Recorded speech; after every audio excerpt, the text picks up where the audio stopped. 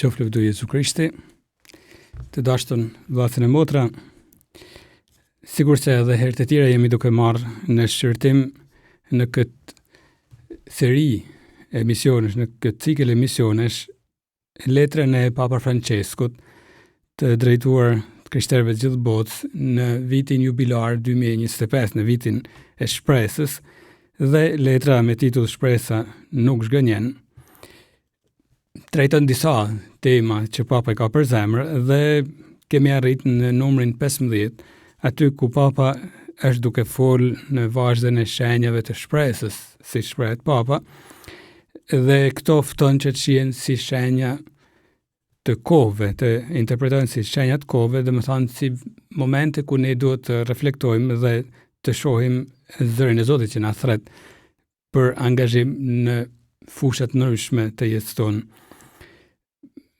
vetjake, e kishtare, e sociale, ka që gjithë botës. Jemi në numrin 15 dhe Papa është duke fol për të varfrit.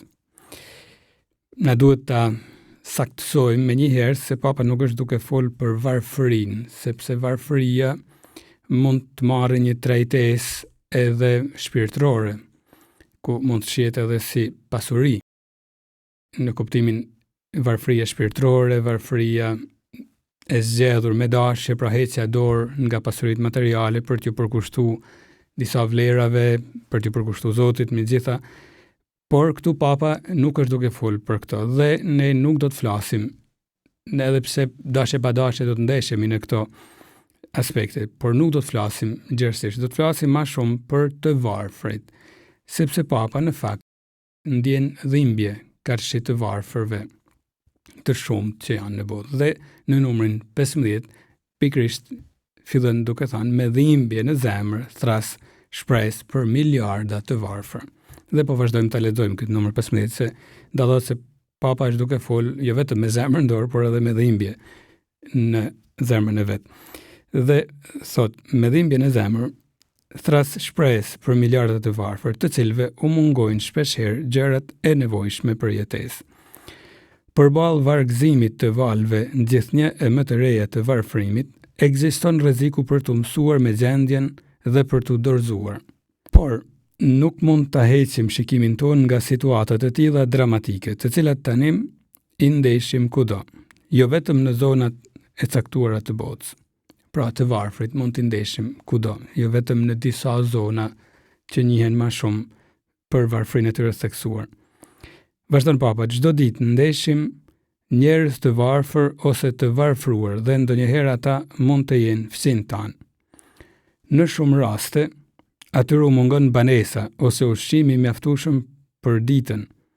Ata vujnë përjashtimin dhe indiferencën e shumë njerëzve. Është skandaloze, vazhdon Papa, që në një botë të pajisur me burime të mëdha. Duhet ta theksojmë, bota është e pajisur me burime të mëdha. Ka pasuri. Të caktuara kryesisht këto burime për armatim. Të varfrit, kështu janë shumica, miliarda njerëz. Sot përmenden në debate politike dhe ekonomike ndërkombëtare, por mas shumti duket se problemet e tyre shtrohen si një shtojc, si një çështje që shtohet si për detyrim ose në mënyrë periferike, nëse nuk çmohen thjesht si një dëm dytësor. Faktikisht, në momentin e aktualizimit konkret, shpesh mbeten në vendin e fundit. Të mos harrojmë, të varfrit janë pothuajse gjithmonë viktima e jo fajtor. Prekse kjo fjalë e fundit e Papës ku thot të mos harrojmë, të varfrit janë pothuajse gjithmonë viktimat, jo fajtorët, sepse nganjëherë ja lëm fajin atyre për varfrinë e skajshme që kanë. E Papa thot nuk është ashtu. Kjo është një mënyrë hipokrite për ta trajtuar problemin. Ato janë viktima në shumtën e rasteve. Ka të varfër që janë të tillë dhe për fajin e tyre. Aty kemi të bëjmë me një mori varfrish të tjera që nuk është hapësira këtu t'i trajtojmë. Por do ta shohim edhe me dhimbje na duhet të merremi pak edhe me disa statistika sepse e vën trurin punë ma kollaj rreth temës së dhimbshme që për cilën po flasim, e për faktin se Papa flet me dhimbje në zemër, e kuptojmë pse po flet atëherë me këtë dhimbje. Këtu po flasim, thash, për gjithë ato lloj varfërish që nuk janë për fajt të atyre që janë të tillë. nga ignoranca, nga dembelia. Të gjitha këto mund të kenë një trajtesë të vetën që meritojnë të flitet, por nuk është ashtu në këtë rast. Papa flet për miliarda të varfër. Janë miliarda, nuk janë pak. Nuk thot as milion, nuk përdor termin milion, shifrën milion, por janë miliarda. Ne e dim se në botë janë aktualisht rreth 8 miliard njerëz dhe papa thot janë miliarda të varfrit. Ku fjala të varfër nuk do të thot me mungesa të disa të ardhurave, por ka dhe statistika që janë shumë precize. Për shembull, në vitin 2024, Banka Botërore ka publiku një shifër duke marrë varfërinë ekstreme me një cak minimal $2.15 në ditë. $2.15 në ditë. 2.000 lekë vjetra të përkthyer në shqip në ditë pra. Dhe është një shifër vërtet e pakët për të ngopë paktën me bukë një person në ditë. Dhe në 2024 rezulton që moria e njerëzve që kanë kaq pak të ardhura, pra kaq pak siguri për jetesën janë 700 milion vetë. I bie rreth 10% e popullatës botërore, ose 1 ndër 10 veta. Imagjino sikur të isha unë e ti në këto 1 ndër 10 veta. Është një shifër jo për të nënvlerësuar. Rreth 333 milion fëmijë janë në këtë shifër 700 milion të urritun. Bëhet fjalë pra për kushte varfërie ekstreme, sepse ka dhe ma keq. Ka që vdesin krejtësisht nga uria që po flasim pak më poshtë. Këto janë statistikat zyrtare, thash 700 milion, pra nuk kalojnë në miliarda, por në fakt ka njerëz që përpiqen të na ndihmojnë të arsytojmë pak rreth konceptit të varfërisë ekstreme. Është e vërtetë se është vend limiti, pra $2.15 në ditë, por mund të shihet si varfëri ekstreme edhe mundësia paktë për kura mjekësore të sigurta. Sa njerëz janë që vdesin vetëm se nuk kanë parë për të kuru një smundje të vështirë për të kuru, që duhet kuru jashtë ndoshta, ose ku shpenzimet kërkojnë shifra vërtet të mëdha edhe këtu brenda. Varfëri është edhe të mos kesh para mjaftueshëm për t'u dhënë fëmijëve një arsimim cilësor. Pse shkollohen zakonisht vetëm fëmijët e pasanikëve, e mundësisht edhe në universitete të kamera e të mira të famshme. Të tjerë që janë më pak të favorizuar nga jeta nuk arrin edhe pse janë inteligjent. Banesa dinjitoze, ushqime cilësore. Të gjitha këto duhet hynë në cilësinë e jetës. Dhe shpesh mungojnë dhe e shohim se sa e ndjen peshen e kësaj mungese cilësia e jetës. Atëherë të varfrit dalin se janë shumë më shumë, pra. Jo 700 milion, por shumë më shumë. Nakush duke llogaritë gjitha këto ka dhënë këtë shifër. Rreth 1.3 miliard njerëz mund të konsiderohen vërtet të varfër. Edhe këtu dalim te ajo fjalë pa pra që thot miliarda të varfër. Një shifër interesante, e përses kjo puna shifrave është pak e bezdisshme, por besoj se është një prej mënyrave që na ventrunin punën, nuk flasim kështu në hava pa kam për tokë, pa baza dikun duke e imagjinu me mendjen tonë vërtet realitetin. Dhe po thosha, një statistikë interesante është ajo që nakush ka bërë një farë studimit në krahasim me vitet e kaluara, ku në 50 vitet e fundit dallohet një zbritje e varfërisë, dhe më thanë është përmirësu cilësia e jetesë. Sidomos duke filluar nga viti 1970. Këto statistika për shembull thonë se në ato vite cilësia e jetës, pra rreth 25 vite pas luftës së dytë botërore, cilësia e jetës ka filluar të ndjejë ndryshime për mirë, të dukshme. E në vitin 1981 ishte rreth 42% e popullatës botërore në limitin e varfërisë, që në atë kohë limiti ishte $1.90 në ditë.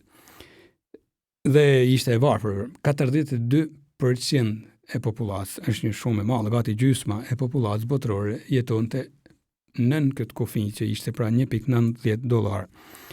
Ky ishte kufiri më parshëm. Në 2022 kufiri është ngrit aty ku e tham pra në $2.15 dhe rezulton se përqindja në 2022 ishte 10% e popullatës, pra një përmirësim i dukshëm nga 42% në 10%. Është ngushëlluese. Patjetër që nuk do të thotë se ai 10% që është pak, është shumë, sepse ato po jetojnë kushte ekstreme dhe duhet bëhet diçka edhe për to, por është ngushëlluese të shohësh se kanë ndryshuar disa politika. Mund mos na duhen të mendojmë shumë sepse kemi qejf të zgjidhim problemet tona konkrete dhe të merremi me varfrinë në botë duket se një temë shumë e përgjithshme, edhe ashtu mund të jetë, por besoj se kur trajtojmë tema të përgjithshme mund të afrohemi të arsytojmë pastaj vetë se si të zgjidhim edhe problemet e veçanta në jetën tonë përditshme. Dhe prandaj po marrim dy shembuj që binë në sy kur shihen këto statistika zyrtare pra në nivel botror.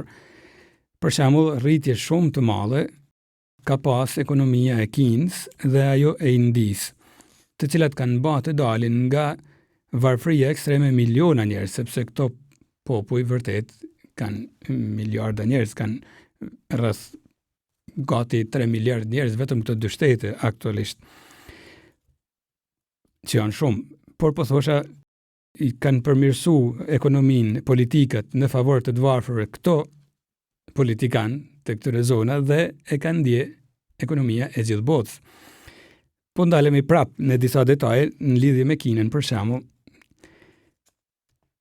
Kuota e popullatës jetonte me më pak se $2 në ditë e ishte 91% në vitet 80. Është shumë, 91%, nër 100 vetë 91 ishin nën kufirin e $2 në ditë, pra vetëm bukë me zihanin. 91% në vitet 80. Sot është 1%, sidomos pas 2024, pra janë këto statistika.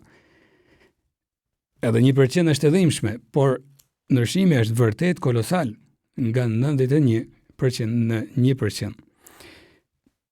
Mund të hapim një klap për të shpjeguar se si u ndryshu kaq shumë situata për mirë. Ka qenë shumë i famshëm për keq sundimi i Mao Zedongut, i cili sidomos në vitin 1958, 1962, në Shqipërinë ato vite Enver Hoxha lavdronte këtë lider të madh. Por në Kinë ka shkaktuar në këto 4 vite ai që e quajti hapi i madh përpara. Ky politikan mori masash politika, gjoja për të të përparojnë popullata. Në këto 4 vite ku bani gjoja këtë hap të madh përpara, ka shkaktuar varfëri të pashoqe, ku është e vështirë të përcaktohen sakt sa njerëz kanë vdek nga uria, nuk kishin çat hanin, në kush është përpjek të japin shifrën e përafër që mund t'i afrohet 30 milion veta për 4 vite. Kanë vdek në kuptimin e plot të fjalës, pra vetëm nga uria, ku njerëzit lanë dëshmi edhe rënqese, njerëz që në një farë piket, imagjinoni prind duke u thënë fëmijëve, mund të më hani që të jetoni ndonjë ditë me shpresën se të gjeni ushqim, pasi unë të vdes mund të më hani. Janë prekse patjetër këto dëshmi, por janë reale, dëshmi reale. E ai bante Mao Zedongu një jetë luksoze në vilat e tija dhe propaganda karshibotës ishte se jemi duke bë hapat mëdha, por popullatën në zona që nuk kishte as politikan që i vizitonin pastaj, sepse Kina edhe nga ana gjeografike është shumë e madhe, kishte popullat të tëra që vdisnin urijet, e vetëm pak nga pak fillun politikan të interesohen për ato zona dhe vunë re se atje po vdesin njerëz, e gazetarët fillun edhe të ngrenin pak zërin. Morëm këtë shembull, por e dërmoi ekonominë e marrë vendit derisa jetoi ky diktator që rezulton të jetë diktatori që ka shkaktuar vdekjen më të lartë të popullatës së vet, për shkak të varfërisë, për shkak të përndjekjes, pushkatimeve, për shkak të shumë rrethanave. Edhe pas vdekjes tij, politikat filluan të ndryshojnë dukshëm, sepse u pa se ajo mënyrë e të qeverisunit ishte vërtet mizore. Kina vazhdon të mbetet një vend komunist edhe sot e kësaj ditet, por ka një komunizëm shumë të moderum, me problematikat e veta, por shumë të moderum. Prandaj, ndryshimi, që thash, nga 91% e popullatës në varfëri ekstreme në 1% ishte mreslans. Edhe shumë inkurajus për shumë politikanë në botë, edhe sot e kësaj ditet Kina është një prej modeleve vërtet të forta ekonomike, të paktën aktualisht. Një ndryshim të ngjashëm e cekëm ka ndodhur edhe në Indi, e cila ka kaluar nga 63% që ishte në vitet 70 në 11% në vitin 2018, pra 63 në 11. Ma ngadalt është ndryshimi se sa në lidhje me Kinën, por një ndryshim vërtet i madh. Por mirisht, e këtu detaj është preks, gjendja ka mete pa ndryshume në vendet e Afrikës nën sahariane, ku shkalla varfërisë ka mete njëjta si në vitet 30 paka shumë.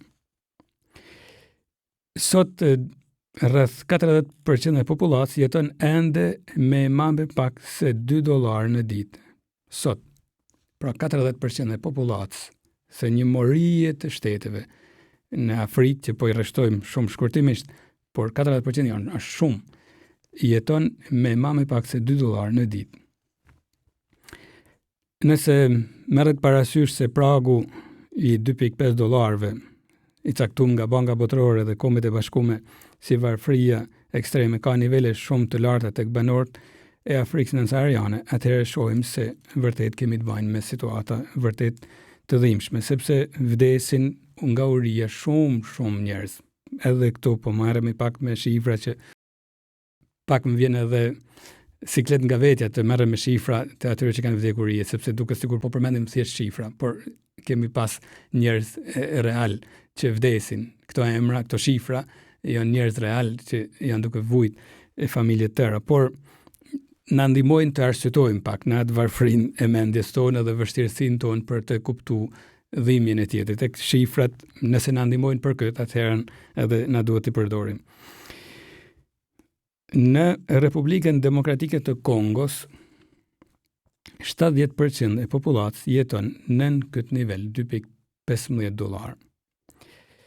Që na duhet Kongo? Sepse jemi egoist nga njëherë dhe kur kemi mjaftueshëm për vete, nuk mendojmë për tjerët, por Kongo është e madhe sa gjysma e Europës. Vetëm Kongo është e madhe sa gjysma e Europës, nga ana gjeografike e kam fjalën, jo edhe as nga dënësia popullatës. Por, këtu kam dëshirë të përfitoj nga,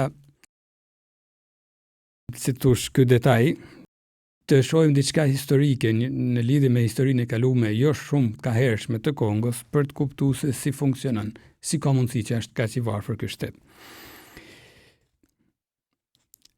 Në vitet 1865 deri në vitin 1909, pra për 44 vite, në Belgjik ishte mbret Leopoldi II.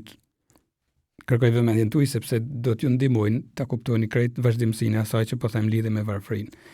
Leopoldi II ishte mbret i Belgjikës pra për 44 vite, derisa vdesi në vitin 1909. Jemi ende pa fillu lufta e parë botërore.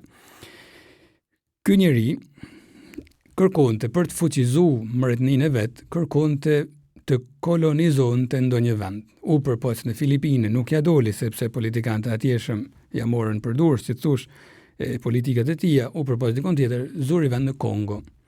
Zuri vend. Ai nuk ka shkuar asnjëherë në Kongo sepse e varfroi aq forca që kishte frikë për ndonjë atentat, por si thosh dërgoi atje ushtritë e veta. Një popull shumë i varfër, siç ishte në aso kohë, me një ushtri që mjaftonin pak pushka automatike për të bazap turmat e tëra, me një ushtri pra të pajisur me armatime shumë të përparuara për kohën, arriti ta pushtojnë në kuptimin e plot të fjalës vendin, por jo vetëm ta pushtojnë, ai bani edhe një hap shumë çuditshëm. I mirë se e kolonizoi, por nuk e kolonizoi duke e kaluar si koloni e Belgjikës, por e kaloi si pronë private. Imagjinoni dikën që ka pronë private një territor të madh sa gjysma e Europës. Këtë bani Leopoldi II. Dhe gjitha të ardhunat, sidomos sepse në atë kohë shpik edhe burimi i kallçukut, gjitha të ardhunat e Kongo ishte plot me kështu lloj burimesh, pa marrë parasysh pastaj minierat e shumta të arit, e diamantit, e gjëra të tjera, por sidomos kjo në lidhje me kallçukun, të gjitha të ardhunat i kaloi si pronë private. Në Belgjik filloi të ndërtohen të gjoja, e të ndërtohen edhe kisha të bukura të katedrale, por sidomos pallate të ndryshme, rrugë, u quajt si mbreti ndërtues në Belgjik, por Kongo varfroi. Sa varfroi? Në Kongo, kur ai e filloi sundimin e tij, mendohet se popullata ishte 20 milion njerëz për kohën, pra 20 milion, pra kishte shumë më pak njerëz se sa sot në nivel global. 20 milion njerëz kishte kur e filloi sundimin e tij. Kur e përfundoi, është bën një regjistrim, në atë kohë ishin 10 milion njerëz. Pra, gjatë mbretërimit të tij, kur Kongo ishte i kolonizuar si pronë private e Leopoldit II, 10 milion veta kanë vdekur në kuptimin e vërtetë të fjalës, ose nga uria ose të vrarë. Ai kishte shpikë edhe një mënyrë tjetër për të motivuar ushtarët e vet, ato kryetarët e ushtarëve, s'po di si mi quajt me termat ushtarak, për të mbledhur sa më shumë burimes, duke shti terror, duke u prej sidomos durt atyre që nuk arrinin ta dorëzonin shumën e duhur të materialit që duhej për të dorëzuar për kallçukun. Gjymtyrojnë duart, ekzistojnë foto të vërteta, sot qarkullojnë, mirë ishte edhe në internet, si dëshmi e gjakderdhjes së madhe, edhe mizorive të mëdha që janë bërë për Leopoldit II në Kongo. Paradoksi është kjo, si ka mundësi që edhe shtetet e mëdha në atë kohë pranunin që ky mbret ta marrin si pronë private këtë zonë, që ishte sa gjysma e Europës. Çfarë do thot? Me parën e ndur i blejnë edhe pushtetarët e tjerë të Europës, e nuk bëjnë za. Sa ishte gjallaj, gati askush nuk e hapi gojen për të padit holokaustin e madh që ai po bante. Disa filluan të çojnë zanin pak gazetar anglez, dhe aty filloi pak të reagonte qeveria kundër mbretit vet, në fund e frenunën pak, por gjithsesi e mbajtën në sundim. Pse u ndala kaq gjatë tek holokausti i Leopoldit II? Çudia është kjo. Flasim shumë për Hitlerin, që ka bërë mizori të mëdha. Janë vrarë, mendohet rreth 6 milion hebrejnë, vetëm se ishin hebrejnë. Një shifër vërtet e tmerrshme. Por ky ka vrarë 10 milion veta gjatë sundimit të tij. Edhe paraqitet si një njeri përparimtar. Pse? Sepse janë në Afrikë, ato nuk na interesojnë shumë. E duke qenë se Hitleri ka vrarë nëpër Europë duke i mbledhur hebrejt, edhe imshme, por këtu sikur propaganda e shteteve aleate, Amerika, Anglia, kanë bërë pjesën e vet atëherën kundër Hitlerit për të rrëzuar nazizmin, atje kanë lënë si ndeshje këtë holokaust kaq të madh. Cila është pasoja? Pasoja është se edhe sot që po flasim, paktën në 2024, kështu rezulton 78% e popullatës jeton në nivelin e varfërisë ekstreme. 78%. Vetëm 22% e kalojnë këtë nivel. Pse? Sepse Leopoldi II është e vërtet se vdiq, e shkoj, por la pas qeveri shumë të korruptume. Republika Demokratike e Kongos, pra emri është shumë i bukur, demokratike, sundon populli. Nuk është e vërtet se sundon populli, vazhdojnë të jetojnë në një diktaturë reale. Prej sundimtarëve të ashtu quajtur vendas, sepse i vën vendas për të maskuar se kush i drejton vërtet. I vën mundësisht me ngjyrë patjetër presidentët, ministrat, kryeministrat, në mënyrë që të duket sikur ju po sundoni veten, por i komandon dikush tjetër nga jashtë, e patjetër janë fuqitë e mëdha që u vjelin të ardhurët e tyre. Pastaj, pas Kongos vijnë shtete të tjera. Për shembull, 74% e popullatës është e varfër në Mozambik. Këtu vetëm po kalojmë shifrat që thash, është e dhimbshme, por na ndihmojnë pak të krijojmë një ide. Në Malawi janë 70%. Në Republikën e Afrikës Qendrore janë 65%. Në Zambia janë 64%, në Burundi 62%, në Nigeri 50%, në Tanzani 44.9%. Imagjinoni sikur të ndaleshim në gjithë këto shtete që përmenda e të shohim sikur bëm me Kongon, çfarë historie i ka paraprin kësaj varfërie kaq ekstreme. Shikoni se Afrika është një ndër vendet që ka burime të më të mëdha të jetesë. Ironia e fatit është kjo, sepse gjithë Homo sapiens, pra gjithë njerëzit të racës si që jemi ne, vinë pikërisht nga Afrika, këtë të thojnë shkencëtarët, sepse aty ishin burimet më të mëdha të jetesës me kohë, dhe pastaj fillon të hapen në gjithë globin. Por sot paradoksi është ky se ajo zonë njihet si zona ku është shumë më vështirë të jetohet. E pra thash, burimet natyrore janë të jashtëzakonshme në Afrikë. Mos e mendoni Afrikën vetëm shkretir që është Saharaja. Janë edhe zona tjera shumë të begata. E me njerëz me shumë vlera, edhe pse nuk ka shumë krishterë, po s'ka lidhje në këtë pjesë. Vlerat tek njeriu zanë vend si zanë fole, sepse shpirti i Zotit punon. Problemi është se jemi ne pastaj me pseudo demokracinë që duam të çojmë dhe ka njëherë edhe tash të quajtën kolonizim për parime fetare, shkojmë me mjedhim nga njëherë edhe shumë padrejtësi. Europa, në mos gaboj, i jep Afrikës gjoja në nivel zyrtar 10 miliarda euro në vit. Gjoja për shoqata bamirëse, për të zhduke epidemi që s'dihet gjasa si shpërthejnë pikërisht në Afrikë, shpërthejnë sepse i injektojnë atje vetë forcat e pushtetit, fuqit e mëdha. Dhe dorëzojnë 10 miliarda për t'i ndihmuar. Por njëherë nga një politikan afrikan që më sa duket ishte shumë i guximshëm, kam dëgjuar duke thënë se ne na marrin qindra miliarda euro në vit. Na i marrin duke na shfrytzu minerat tona, duke na shfrytzu nën tokën tonë, që është shumë e pastër. Mi tokën e detin. Ka shumë të ardhuna që i marrin gjoja sepse po krijojnë vende pune, por i varfrojnë. Sikur ta kthejmë situatën në Shqipëri. Shqipëria sa e pasur është? Toka, nën toka.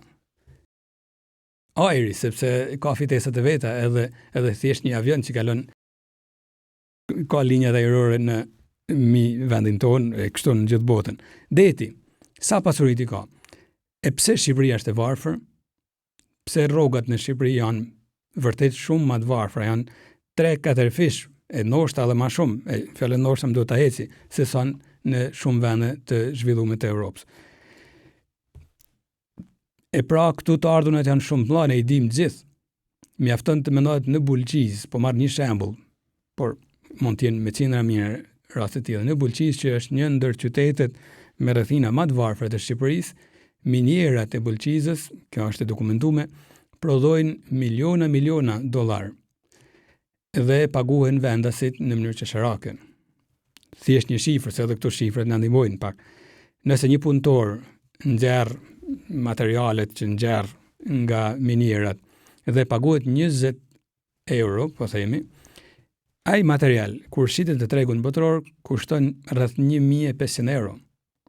Por punëtorit i jepen vetëm 20 euro. Këtu jemi. Nuk jemi të varfër me drejt, ka thënë nakush, por jemi të vjedhur. Edhe këtu Afrika, sepse këtu ishim duke fol, e mund të zgjerojmë në gjithë të vendet të varfër që citum, nuk janë të varfër, por janë të vjedhur.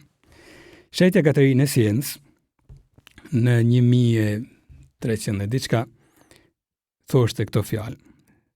E madhe Shetja Katerinë, ishte 33 vjeçë ka vdek, por ishte vërtet një njeri që kalon një gjurmë shumë të madhe në kishë, sepse shkonte edhe para papëve dhe i motivonte të arsyetonin sepse shihte se nuk arsyetonin si duhej me ungjillin.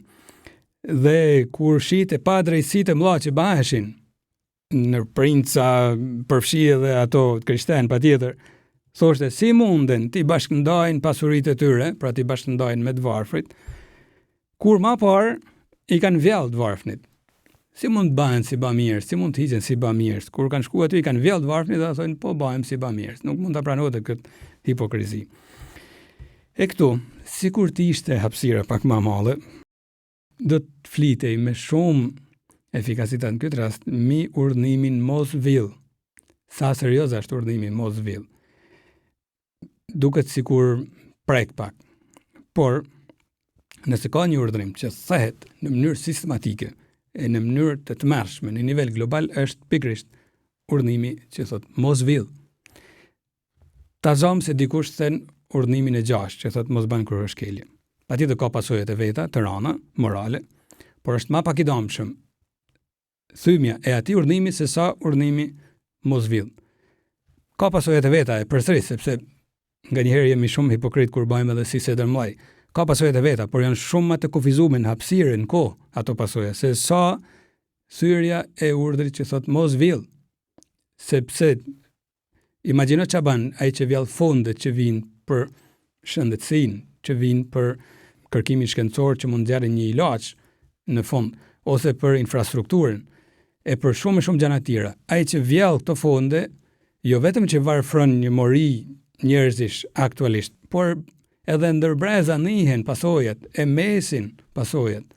E tham në Afrikë se sa, edhe 2 shekuj pas, situata është katastrofë, edhe vetëm se kanë vjell në kuptimin e vërtet të fjalës, para 2 shekujsh, por edhe shumë më përpara, politikanët e atëhershëm. Pangopsia e disave është fatkeqësia shumë popujve. E theksoj pangopsia, jo nevoja, nuk vjedhin nga nevoja, por nuk e di, ka dhe një damar e marzijet besojnë këtu, ku nuk din të ngopin, nuk din të thonë, por shiko se kam mjaft, ka mundësi që s'kam nevojë vërtet, pse duhet të friksohem kaq shumë nga varfëria, jo po më duhet të mledh edhe këto, duhet të siguroj të ardhmen e fëmijëve. Pse? Unë besoj se ka një damar marzijet, e në marzi nga njëherë djalli ban namin, futet edhe atëherë të ban të bjerë shpirtin, sepse thot, ke nevojë për këtë, kur ti nuk e përdor trurin ashtu siç duhet. Dhe e lejon frikën e tepërt, edhe pangopsin këtë rast, se nuk është më vetëm frika, por edhe dëshira të kem, e lejon të sundojnë ty. Djalli atëherë ban namin, por faj nuk e ka djalli, ai ka faj edhe vetë se fryn, por fajin e ka unë e ti, që lejojmë të mbizotrohemi nga pangopsia. Prandaj, duke pa hipokrizin e të ashtu quajturave politika ndihmuese, Papa thot është skandaloze që në një botë të pajisur me burime të mëdha, e cituam edhe më sipër, por ja vlen kështu kuptoj më mirë tani pse Papa i thekson këto fjalë, është skandaloze që në një botë të pajisur me burime të mëdha të caktuara kryesisht për armatim të varfrit të jenë shumica, miliarda njerëz. Është skandaloze, pra si ka mundësi që njëri është deri në këto pika. Edhe këtu, në këtë rrethana nga njëherë na kur thot, a është e vërtetë se njeriu është qenia më inteligjente? Si ka mundësi që bëjmë marrëdhënie të tilla? Kjo varfëri e thellë ka shkaktuar shpeshherë edhe vdekje nga uria, e thash pak më sipër. Në vitin 2024, mendohet se kanë vdek për shkak të urisë ose të keq ushqyerjes rreth 290 milion njerëz. Është e vërtetë se këto statistika nuk janë zyrtare, sepse statistika zyrtare vetë ato që i bajnë këto studime thonë është e vështirë të përcaktohet kush ka vdek nga uria e nga keq ushqyerja. Din të thonë të ardhurat, po, ato i citu më sipër, por dikush është përpjek të bajnë një hamendësim, edhe thash 290 milion njerëz në vit. E trisht, por duhet ta themi për sqaru imagjinatën tonë. Jam përpjek të llogarisë se si i takojnë duke i thjeshtu 290 milion njerëz në vit, i bie që çdo 3-4 sekonda vdes një njeri për shkak të urisë në botë ose të keq ushqyerjes. Nuk është prallë, janë statistika, futuni për kurreshtje, kërkoni e do t'i gjeni në këto nivele. Edhe këtu e tham, gjendja është maranume në Afrikë. Por hipokrizia jonë nga njëherë në band të mendoj se Afrika, ato sigur janë destinum të jenë varfër. E kjo është pak edhe marzia jonë, sepse është marzia, atyre që na shfrytëzojnë edhe mu e ty. Sepse edhe ata thonë, po këto populli shkrejt janë destinum të jenë në këto nivele. Ne duhet kemi pak më shumë, sepse jemi një ratë superiore. Kështu është që thojnë. Më vjen të busjesh me dhimbje pak, sepse kam dëgjuar nga disa dhe të pasur duke thënë, s'kemi fajne se Zoti na ka vënë mitë tjertë. Vën edhe Zotin në gjykatorët thosh, ai e ka vendosur që ne të jemi më të pasur. Kujdes, e tjerë nuk janë destinum, askush nuk është i destinum të jetë më i varfër se ti. Kujdes. Është e vërtetë se ekzistojnë disa misione në jetë, por kujdes sepse mund ta teprojmë dhe pastaj fusim edhe Zotin si përgjegjës për pangopsinë tonë. Në 2024, lufta në Gaza është ajo që ka shkaktuar urinë më skandaloze në nivel global, sepse rreth 1.1 milion fëmijë atje vujnë nga uria. E kjo është skandaloze në një botë ku flitet për mundësi të mëdha e për demokraci gjoja. Prandaj Papa në numrin që pason, në numrin 16, flet me këto fjalë. Uria është një plagë skandaloze në trupin e njerëzimit. Uria është një plagë skandaloze në trupin e njerëzimit. Dhe na duhet ta marrim në shqyrtim këtë numër 16. Zakonisht kemi marrë në shqyrtim çdo emision një numër. Këtu po marrim 2 numra sepse lidhen fuqimisht me njëri tjetrin. Këtu duket sikur Papa propozon disa idena se si mund të zgjidhet situata e rënduar në disa vende. Dhe e quhen këtë nën çështje thirrje për shpresë. Pra, në këtë zë që bërtet nga uria, thot Papa, ne mund të dëgjojmë zërin e atyre që kërkojnë të drejtat e tyre e ne duhet të zgjojnë një përgjigje pozitive, pra kjo është një thirrje për shpresë, thot Papa. Po e lexojmë sepse do të meritonte një trajtesë më të gjatë, por po e lexojmë dhe pastaj po veçojmë një pikë që besoj është interesante. Çka propozon Papa? Thot Papa, duke i bërë Jehon fjalës së lashtë të profetëve jubileu, na kujton se të mirat e tokës nuk janë të caktuara për pak njerëz të privilegjuar, por për gjithë. E përmendëm pak, askush nuk është i destinuar të jetë më i tjerë, por të gjithë janë të barabartë në sytë e Zotit. Është e nevojshme që ata që zotrojnë pasuri të jenë bujar, duke njohur fytyrat e vëllezërve në nevojë. Pra ai që është nevojë është vllau yt, është motra jote. Mendoj veçanërisht për ata njerëz të cilëve u mungon uji dhe ushqimi. Uria, e cituam edhe më sipër, është një plagë skandaloze në trupin e njerëzimit tonë dhe u bën thirrje të gjithëve që ta zgjojnë ndërgjegjen. Kjo është puna, të zgjojmë ndërgjegjen, që nganjëherë flen në gjumin e pangopsisë tonë.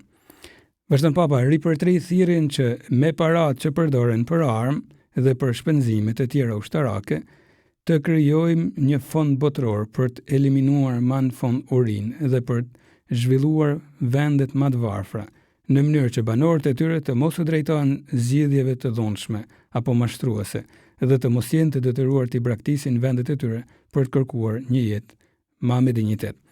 Interesant, Papa propozon se parat që shkojnë për armatime tepërta të përdoren për të zbutë varfërinë. Dhe disa studiues thonë se sikur një vit gjitha fondet që orientohen për armatime të orientohen për të zhduk varfërinë e zhdukin në nivel global, pra të gjithë do të kenë më shumë se $2.15 në ditë. Kush e merr guximin i pari?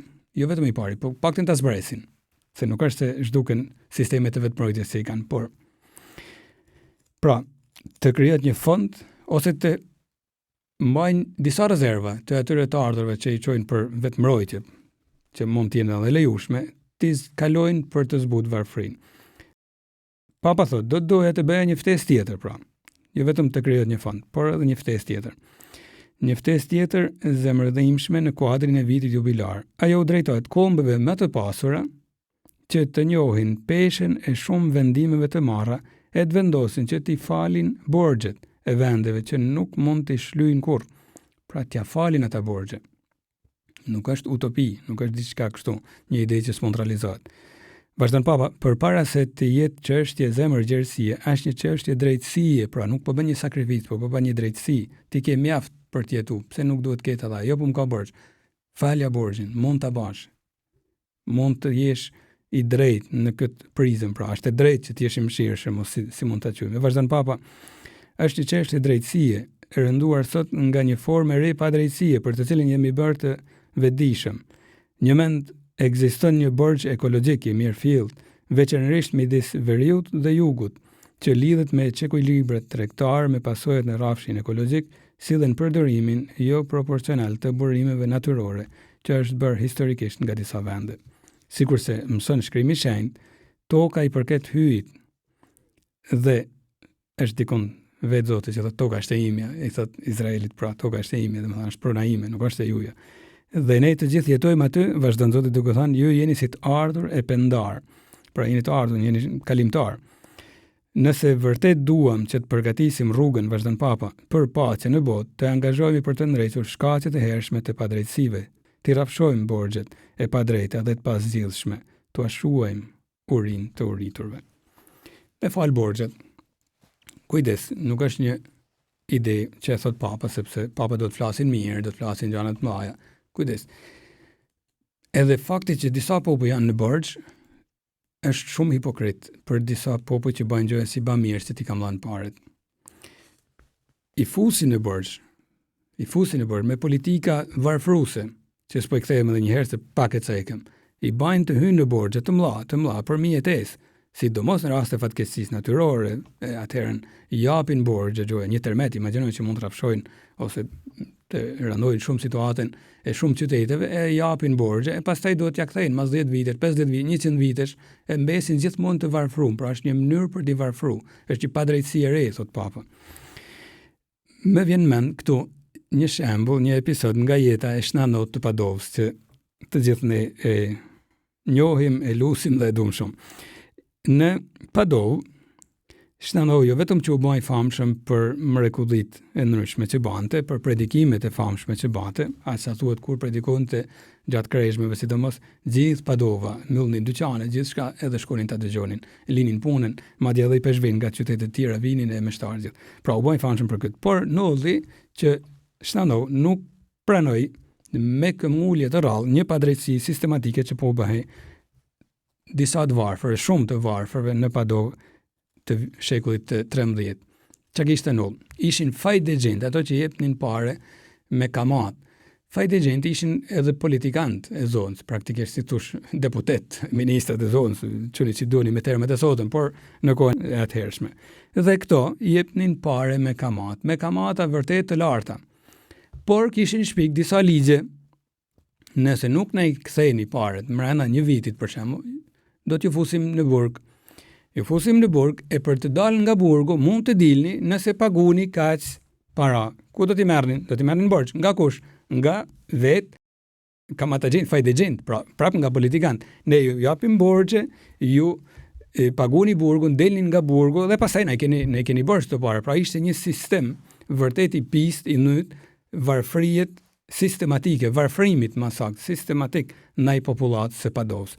E Shnanot në predikimet e veta, predikote shpesh, mos e thotë raca mallkuar e fajdegjinëve, thotë Shnanot raca mallkuar e fajdegjinëve. Mos e kur vdis njëri prej më të famshëmve fajdegjin në Padovë, ky doli para karvanit mortor dhe i tha mos e çoni në rvorret e krishterë këtë njerëz, sa është në fund ferrit. Po tregojmë gjërat nuk duket një botë tjetër, por janë fakt i dokumentuar në histori të këtij shajti.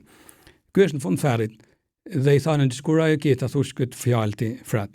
I tha si provë, shihni se ky nuk e ka zemrën në krahëror, e ka tek arka e kursimeve që ka tek shtëpia. Shkuan në fakt në ark, gjetën një zemër sepse e ninin famën e mrekullive. Gjetën një zemër për të siguruar edhe më shumë, erdhën me thikje hapën krahërorin fajdegjent dhe nuk ja gjetën zemrën aty. Edhe bani buj, prandaj thashë është dokumentuar në shkrimet e kohës, një histori e tillë. E ky predikonte aq shumë kundër këtyre njerëz, sepse rrezikojnë vërtet të bjerrin shpirtin e tyre, por padrejtësia është e madhe. Mos e thosh, nuk mund t'i lajm durrët si Pilati para një padrejtësie të tillë, thoshte. Saqë ekziston një dokument i asaj kohe i këshillit të politikanëve, nuk di si t'i quajtash ti, si quheshin atë kohë, të Padovës, që thonin nën këshillin e fratit Anton, ne i lehtësojmë të gjitha masat varfruese që kanë qenë deri më sot në favor të fajdegjinëve. Nuk di ta formuloj mirë tekstin, por koncepti është ky. Pra, u ndryshu ligji për të ndihmuar njerëzit e varfër e për të mos i lanë në një borxh të përjetshëm. Ta spostojmë këtë shembull tek ajo që propozon Papa. Pse të mos ndryshojnë pak këto ligje, që i varfrojnë popull dhe i mbajnë, kalojnë dekadat, kalojnë shekujt, mbeten prapë të varfër. E ne na krijohet në mendje ideja se është normale që ato popull janë të varfër, është normale që në Afrikë duhet vdesin urin. Kush tha se është normale? E themoni ti, se jemi pjesë e kësaj politiket, e kësaj propagandet që dënë me na mushmenën se kanë të drejta disa më shumë se disa të tjerë. E Papa e ngrenzanin kundër këtyre padrejtësive. E prandaj thotë është të mërshme, thotë Papa, nëse ne na krijohet ideja, pra se është një standard normal në jetë. Por Papa e Shnanot që thash më sipër, e gjithë shenjtë s'kan bërë gjë tjetër përveç se atë që Zoti ka bërë gjithmonë në Bibël, duke i mbrojtur të varfrit. Të famshme janë fjalët e Amosit profet. Një njeri me prejardhje të varfër, Amosi profet, mos e thot isha vjelës fiq, nuk jam profet, kush e di famshëm thot, por Zoti më thirri edhe po ju predikoj. Edhe këto fjalë i dëgjojmë edhe gjatë vitit liturgjik në tekstet liturgjike janë vërtet të fuqishme. U thot pasanikëve, tregtarëve: dëgjoni këtë, ju që shtypni skamnorin, që shfrytëzoni nevojtarin e vendit. Ju që thoni kur po kalon hëna e re. Hëna e re domethënë, pra kur po kalojnë stin. Të mund të shesi madhrat, pra kur po vjen koha të shesi madhrat, sepse dojnë pare. Edhe e shtuna, që të mund të shesim grur, i bezdis të pushimit shtunës, sepse na duhet merremi me tregti, çat na lemi të lutemi. Dëgjoni këtu, pra ju që edhe shtunën e keni bezdisur, sepse e keni mendën veç të parët. Ju e keni mend, thoni vazhdon Amosi, të zvoglojmë masën, e të shtojmë siklin, të përdorim peshore të rreme, mashtrimin tregti pra, për të blerë skamnorin me para, të vobektin me një palë këpuc. Pra i napim një palë këpuc, ai punon se nuk ka ku i merr, sepse kemi në dorë gjithçka. Ti shesim edhe të hedhat e grurit. Gjithçka ta shesim pra, gjithçka, mos lëm asgjë. Jo vetëm grurin, por edhe hedhat e grurit, edhe ato që janë për të tretët. Ti shesim, sepse nuk u takon asgjë të varfër. Zoti përbetohet me nderin e Jakobit, kur s'do t'i harroj veprat e tyre. Ngritet fuqishëm kundër pasanikëve për të mbrojtë të varfënit. Isaia profet thot, duken fjalë kërcënuese, nuk është ashtu, por një ditë do të kenë punë me Zotin, ato që kujtojnë se do ta kalojnë detin në kam edhe para drejtësisë hyjnore. Thot Isaia në kapitullin 11: ai Zoti do t'i gjykojë me drejtësi skamnorët, do t'u jap gjyq të drejtë të përvujtëve të vendit. Psalmi 72 thot: ai Zoti pra do ta gjykojë popullin tanë o Zot me drejtësi. Këtu është psalmi në fakt duke folë për Mesin, kur të vijë Mesia. Do ta gjykojë popullin tanë me drejtësi, e skamnorëve të tu do t'u jap të drejtën. Ai do ta shpëtojë skamnorin që fshan, të varfrin që nuk kanë ndihmtar. Te libri Fjalëve të Urta gjejmë këtë këshill: mos u dëftoj mujshëm, pra si thosh i dhunshëm, diçka e tillë. Mos u dëftoj mujshëm me skamnorin pse është i varfër, as mos e ndryll të pa pasurin në plecëri, sepse vetë Zoti do ta marrë në dorë çështjen e tyre dhe do t'ua marrë shpirtin atyre që i plaskisin. Ekziston një gjyq i Zotit. E cila është gjyqi i Zotit? Të vend para të vërtetës, as nuk mund ta blesh këtë vënjet para të vërtetës, nuk mund ta manipulosh më dhe do të përcaktojnë kjo e vërtet e amshimin tanë. Prandaj kush beson te jeta pasosur, edhe këtë jetë ban më të bukur. Jo më komode, por më të bukur për vete e për tjerë. Edhe më komode pastaj si pasojë, por e mbush me vlera. Kush nuk beson te jeta pasosur, normal që ka pasoja. Çabani, Enver Hoxha, shumë diktatorë të tjerë edhe në këtë jetë. Mlodhen për vete, varfrun popullatën, edhe shitnin mend se janë ateista. Pasojat i dim shumë mirë. Siracidi profet jep edhe ai këtë këshill te kapitulli 4 në rreshtat e parë: biro mos ja mohol moshën skamnorit dhe sytë tu mos i ik nga i vobekti, pra silli syt nga i varfri. Mos i trishto atë që ka uri dhe mos e ngacmo skamnorin në skamjen e tij. Mos e mundo zemrën e skamnorit, mos vanot t'ia japësh ndihmën atij që është ngushtë. Mos e përbuz lutjen e nevojtarit e mos e largo fytyrën prej skamnorit. Pra Bibla e mësuar prej Zotit që ka fytyrën e vet mi skamnor, sidomos të shtyn ta kesh edhe ti pak fytyrën mi skamnor. Të përsëris do të ishte te me gjanë, sikur themi, jo po disa janë demel e nuk punojnë, është e vërtet, jo po disa kanë edhe mangësina menore, po themi, jo shumë gjëra të tjera që nuk e duajnë punë, kanë vese të tjera. Nuk është kjo tema për cilën po flasim, janë gjithë të vërteta, por ka njerëz që vërtet janë ashtu të varfër nga politikat e gabume e të këqija të dikujt dhe nga smundje të ndryshme, nga një fat që mund ta quajmë mistershëm që ka në jetë, pse i ka ardhur ajo situatë dhe unë e ti që ndoshta nuk i kemi këto varfërime, kemi detyrën para Zotit t'i vim në ndihmë të mos i largojmë syt nga ai. E në fakt Jezusi shfaqet si ai që i ka sytë vet mi të varfrit.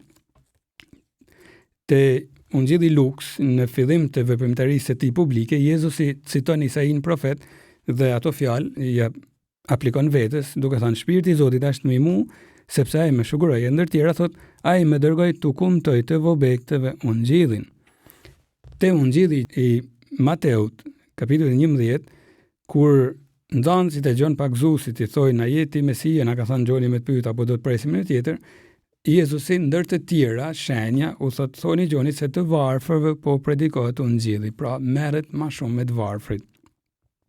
Madje të varfërve Jezusi duket se u rezervon edhe një vend të veçantë pranë vetes.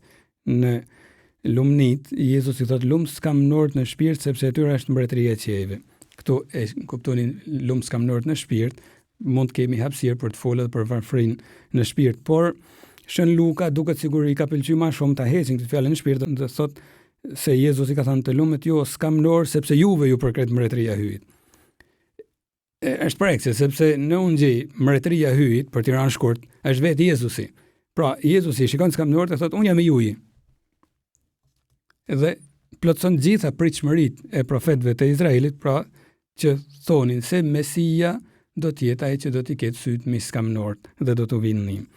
Madje vetë Zoja Bekume, kur këndon atë himnin e saj, shpirti me madhëron Zotin, Magnificat, thot se hyj me të mira i mbushi ata që s'kishin ç'të hanë të pasurit i nisi duar thatë. Pra, erdhi koha kur Zoti do të çojnë vend drejtsinë e vet. Vetë Zoja e paraqet veten si të varfër. A dini atë rreshtin ku thot hyj shikoj me pëlqim mi shërptoren e vet të përvujt, biblistët thon termi përvujt do thot e mirë në kuptimin e varfër. Zoja vet paraqetet si një e varfër, edhe e varfër në shpirt, por edhe jo me të ardhurat mëdha. E prandaj edhe Jezusi e dim se ka jetuar në një varfëri, edhe pse kujdes Jezusi s'ka jetuar në mjerim. Kjo është e qartë në Ungjil, nuk ishte një varfëri nga uria, pra që të vunte nga uria, por një varfëri të zgjedhur vetë. E vjen duke e shtu këtë zgjedhje tij, pra duke shku ka varfëria edhe fizike Jezusi, por kishte aq sa i mjaftonte për jetesë. Dhe do ta kenë mësuar nga Zoja Bekume, e cila kishte zgjallë bashkë me Jozefin të jetonin, po, me dinjitet, por jo me tepri. E Jezusi patjetër do të kenë mësuar.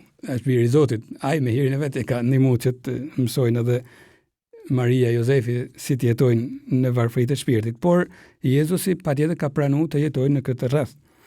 Madje duke folur për varfërinë e shpirtit, apo veprat e apostujve na paraqesin në fillim të përshkrimit të jetës së Kishit një përmbledhje se si bashkësia e krishterë, bashkia e parë e krishterë, gjitha pasuritë e veta thotë i bashkëndanin mes tyre, ja dorëzonin apostujve të ardhurat dhe ata ja nepnin të gjithëve në mënyrë të barabartë. Edhe thotë një term interesant, nuk kishte të varfër në krishterët e parë. Pse? Sepse ishte varfëria e shpirtit që i ndihmonte të mos kishin atë pangopsim që folëm dhe ja kalonin atij që kishte më shumë. Pra, të kesh lehtësimin e bekimin, të mos jesh egoist, është bekim për shumë njerëz. E prandaj të rendesh pas atij që ka më shumë nevojë, është bekim për botën. Gjithë shenjtrit kanë bërë shumë për të varfrit. Shën Gregori i Nisës në shekujt e parë të krishterimit thoshte se të ushqesh të varfrin, do të thosh të ushqesh e të veshesh vetë Krishtin. E kështu edhe Shën Bazili i Madh thoshte se i krishteri është vetëm një mbarshtues i pasunive, jo pronar. Shën Gregori i Madh, pap, thoshte se është detyrë e gjithë krishterëve që t'ia shtrinë dorën të varfërve. Shën Martini, shumë interesant, Shën Martini nga Tursi, thuhet në rininë e vet ishte i kamur dhe pa një të varfër me shpatë, thuhet e preu mantelin e vet dhe ja dha një të varfrit. Edhe në mramjet thuhet se Shën Martini do ta kenë treguar, ma vonë u baj peshkë, por do të kenë treguar ai vet këtë anër.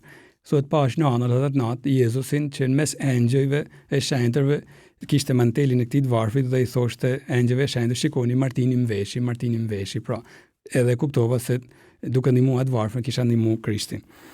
Jeta morgjërore pastaj ndër shekuj do ta theksojnë mikpritjen ndaj gjithëve, por sidomos mikpritjen ndaj të varfrit. Shën Francesco i Asizit u martu me varfrin, pra ai zgjodhi një varfëri ekstreme, edhe fretënve u thoshte se ju duhet njeni ma mirë kur jeni në mesin e të varfërve, se sa në mesin e të pasanikëve. Kujdes, ma mirë në mesin e lypsave. E vetë Shën Francesco fillon kthimin e tij kur thot arrita të puth në faqe thot një lyps të gërbulun, aty fillon të kthehem. Në shkrimet e veta Shën Francesco thot, për mua aty ka filluar kthimi i vërtet. Pra kur shkëputet nga vetvetja dhe një çot me të varfrin. Shën Vincenz de Pauli në shekullin e 17 do ta përtrinte krejt kishën bashkë me shenjtë Luiza de Mariak, duke themeluar ato që i quajmë Vincencian, por sidomos Vincencianet, që në fakt quhen bijet e dashurisë së krishterë. Dhe këto ishin femrat që për herë të parë po jetonin jashtë manastirit, për herë të parë në histori. Dhe u mësonte ndër të tjera kur jenin lutje dhe në derën tu i troket një i varfër, linë lutjen dhe shkonin ndihmonin. Thoshte Nuk duhet të ketë frikë të lihet hyj për hyjin. Pra, një vepër e hyjit për një vepër tjetër. Pra, lini Zotin lutje, po gjeni Zotin tek I varfri. Gjithë shenjtë gjatë shekujve, janë shumë, kanë pas një rendje më të madhe ndaj të varfërve, sidomos në epokën tonë, në Tereza që njohim shumë mirë.